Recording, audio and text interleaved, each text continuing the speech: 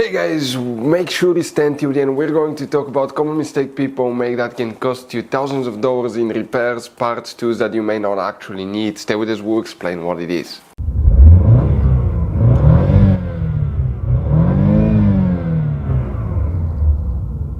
Hey guys, welcome back to Electrical Car Repair Live. Super quick, very helpful video for any of you trying to find where fuses relays for the garage door opener are located on Chevy Equinox, that generation here from year 2010 to year 2017. If it doesn't work, stay with us, we'll explain which fuses relays you need to check. By the way, if you guys need to buy any replacement parts, tools, fuses, relays, guys, we will share that information in the description of the video below. Check it out. And you can also see where we guys get all our tools and supplies from as well. Let's start on it now. Before we start, guys, let us tell you quick a little bit about us. Every single car we get here at the garage, we try to make at least 200 to 300 free repair videos. We show you how to fix almost anything, guys. Engines, transmissions, bodywork, fuses, relays. Why we do all that? Because our mission in the garage is to save you as much money as we can. All we need in return, please subscribe to the channel, like the video, that way we can keep making these free videos.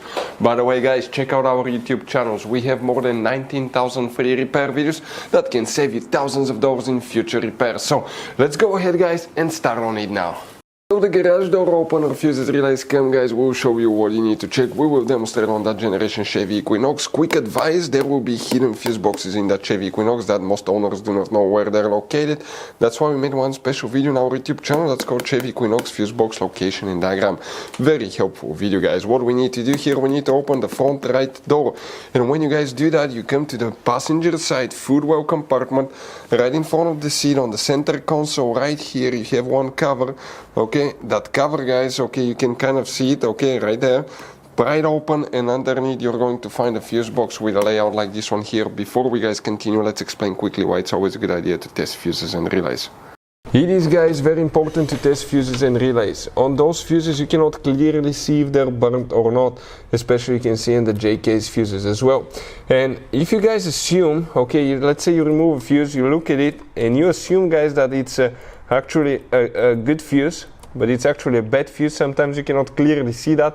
What can easily happen, guys, at that point, you can put the bad fuse in and you start replacing parts and tools that you don't need to, so you lose your time, you lose your money to fix a problem that doesn't exist, when all we had to do is test the fuse and replace it. We'll put a link to a special video that will teach you how to test fuses, how to check relays very easily as well, guys. So check it out, it will be in the description of the video below.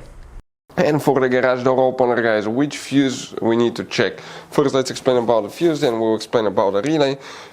Fuse numbers here are a little confusing, but they go like that: 1, 2, 3, 4, 5, 6, 7, 8, 9, 10, 11, 12, 13, 14. They go in this order, and you need to, guys, check, okay, fuse number 19 today, guys. Fuse number 19 will be that fuse right here.